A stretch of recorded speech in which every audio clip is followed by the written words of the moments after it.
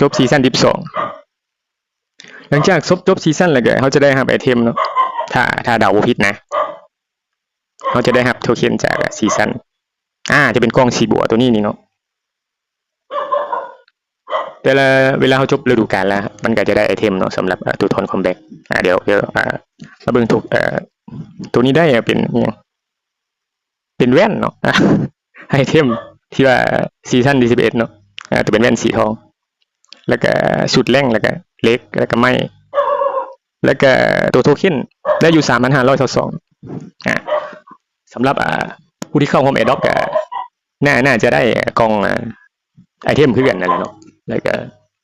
หลังจากจบทุกซีซั่นเขาก็จะได้ไอเทมแบบนี้เนาะเอาไปอัพตัวละครแล้วก็หรือว่าเอาไปขายในมาร์เก็ตเพจเนาะสำหรับคลิปนี้ก็มีประมาณนี้เนาะก็มาเล่าตัวซีซั่นเนาะมาอัปเดตให้ฟังในสำหรับคลิปนี้ก็มีสำเนียง